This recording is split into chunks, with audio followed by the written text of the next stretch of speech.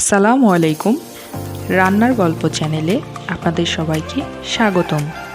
আজকে আমি আপনাদের সাথে শেয়ার করতে যাচ্ছি বথুয়া শাক ভাজি। তাহলে চলুন রান্নাটি শুরু করা যাক। প্রথমে চুলায় একটি কড়াই বসিয়ে তাতে পরিমাণ মতো তেল দিয়ে দিব। এরপর নুন হলুদ মাখিয়ে চিংড়ি মাছগুলোকে এই তেলে ভেজে নেব।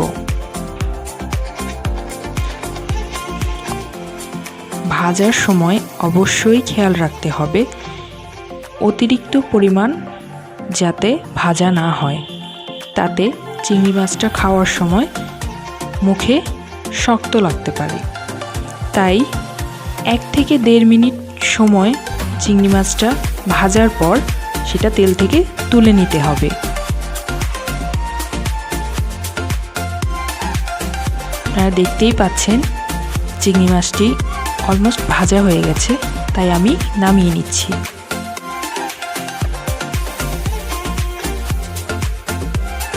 এবার সেই একই তেলে একটি পেঁয়াজ কেটে দিয়ে দিতে হবে। পেঁয়াজটাকে হালকা বাদামি রং করে ভেজে নিতে হবে। বেশি ভাজার প্রয়োজন নেই। পেঁয়াজের কাঁচা গন্ধটা কমে গেলেই পরবর্তী মশলাগুলো আমরা যোগ করব।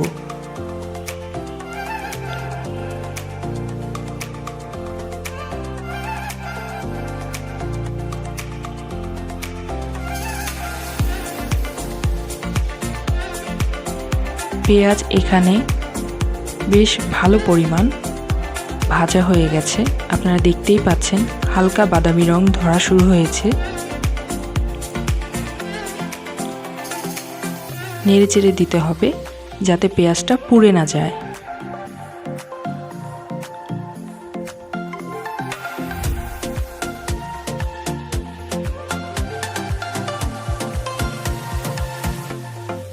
যখন আপনি দেখবেন পেঁয়াজ বাদামি রং ধরতে শুরু করেছে, ঠিক তখন কিছু চেরা মরিচ দিয়ে দিতে হবে।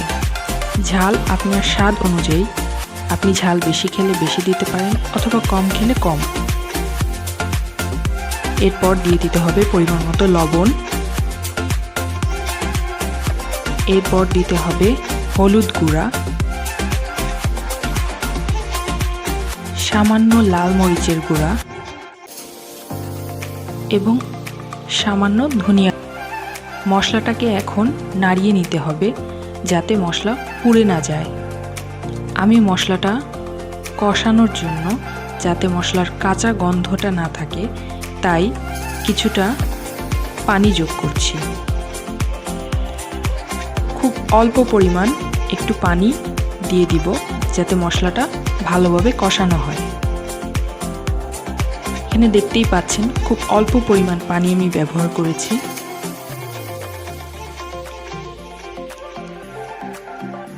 এখন মশলাটা কষানোর জন্য কিছুক্ষণ অপেক্ষা করতে হবে। এই সময় ঢেকে দেওয়ার কোনো প্রয়োজন নেই। মশলা থেকে যখন তেল উপরে উঠে আসবে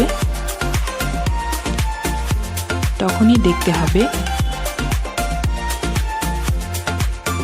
দেখতেই পাচ্ছেন মশলা থেকে তেল উপরে চলে এসেছে। এখন আমি পরিষ্কার করে বেছে ধুয়ে রাখা বথুয়া শাকগুলো এর মধ্যে দিয়ে দেব।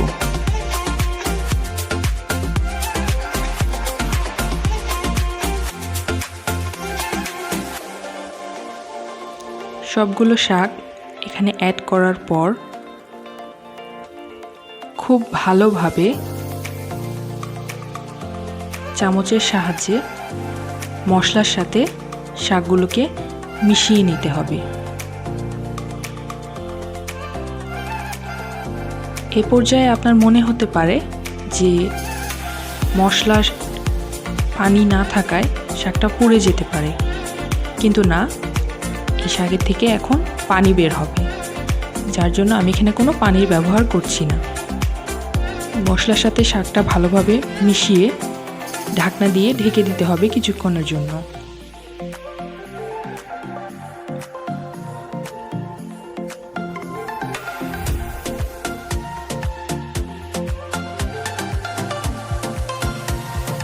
আমার শাকগুলো মশলার সাথে মেশানো হয়ে গেছে। এখন আমি একটি ঢাকনা দিয়ে শাকটা ঢেকে দেব এবং শাক সিদ্ধ হওয়ার জন্য অপেক্ষা করব। দেখতেই পাচ্ছেন শাক থেকে অনেকটা পানি বেরিয়েছে, যে পানিগুলোর মধ্যেই শাকটা সিদ্ধ হবে। এই সময়ে শাকটা নেড়ে চেড়ে ওলটপালট করে দিতে হবে যাতে সবগুলো শাক সমানভাবে সিদ্ধ হয়।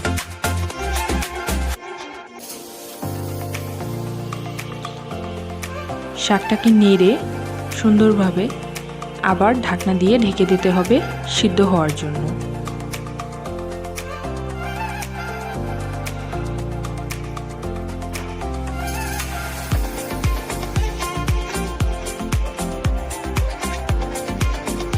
বেশ কিছুক্ষণ পর আমি ঢাকনাটি খুলে দেখছি এখানে বেশ ভালো পরিমাণ পানি হয়েছে, যেটার মধ্যে এখন ভাজা চিংড়ি মাছগুলো দিয়ে দিব। এখন চিংড়ি মাছগুলো শাকের সাথে উল্টে পাল্টে মিলিয়ে নিব।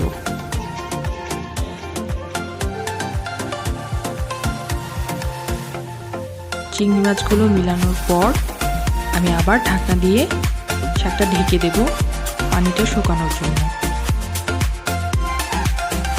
আপনারা যদি আমার চ্যানেলে নতুন হয়ে থাকেন তাহলে অবশ্যই আমার চ্যানেলটি সাবস্ক্রাইব করবেন এবং পাশে থাকা বেল আইকনটি ক্লিক করে রাখবেন পরবর্তী ভিডিওগুলোর জন্য।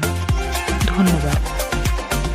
এখন দেখতেই পাচ্ছেন শাকটা বেশ ঝরঝরে এবং ভাজা ভাজা হয়ে গেছে, তার মানে আমাদের শাক রান্না কমপ্লিট। আমি এখন পাত্রে নামিয়ে নিচ্ছি। দেখুন খুব মজাদার তৈরি হয়ে গেল চিংড়ি মাছ দিয়ে বথুয়া শাক। সবাই ভালো থাকবেন। আসসালামু আলাইকুম।